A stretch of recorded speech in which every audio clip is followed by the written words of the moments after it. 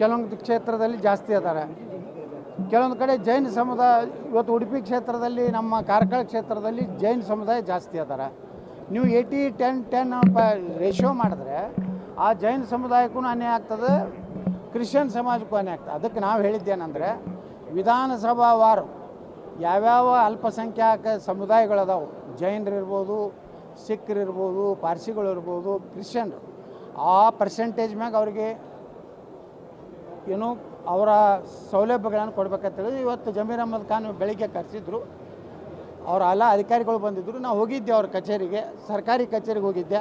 ನಾನು ಮನೆಗೆ ಹೋಗಿಲ್ಲ, ಹೋಗಿ ಅಲ್ಲೇನು ಬಿರಿಯಾನಿ ತಿಂದಿಲ್ಲ. ನಾವು ಹೋಗೀನಿ. ನನ್ನ ಕ್ಷೇತ್ರದ್ದು ಒಂದಿಷ್ಟು ಮನೆಗಳು ಅವರು ಡಿಲೀಟ್ ಮಾಡಿದರು. 1285 ಮನೆ, ಅದನ್ನು ಪುನರ್ ಇದು ಮಾಡಬೇಕಂತೇಳಿ ಪತ್ರ ಕೊಟ್ಟಿದ್ದೀನಿ. ಇನ್ನು ಬಿಜಾಪುರನಾಗ ನಮೋ ನಗರ ಅಂತೇಳಿ ಸುಮಾರು 1493